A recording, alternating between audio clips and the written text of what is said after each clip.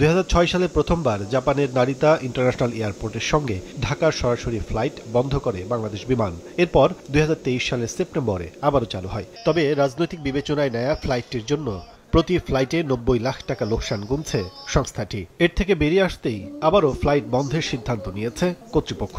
প্রতিটা ফ্লাইটে খুব বাজেভাবে লস হচ্ছে। ঢাকা থেকে ব্যাংকক দিয়ে যাওয়ার ব্যাপারে আমরা চেষ্টা করেছিলাম, কিন্তু জানেন যে ব্যাংকক থেকে কিন্তু অসম্ভব লো ইল্ড সেক্টর, ফলে বোর্ড ফাইনালি ডিসিশন নিয়েছে যে এটাকে আপাতত সাসপেনশন করবে 1 জুলাই থেকে।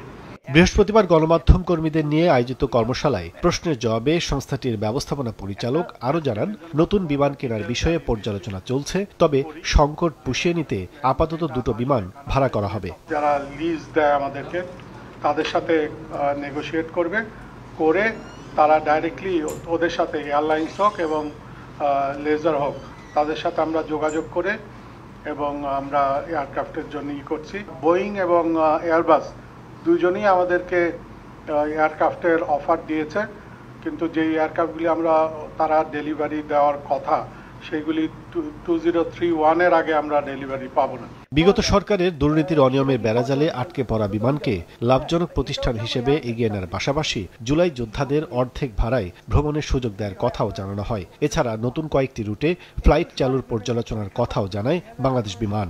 আমাদের বিমানের কাজল আব্দুল্লাহ, সময় সংবাদ, ঢাকা। বিমানবন্দরকে আন্তর্জাতিক করা হচ্ছে।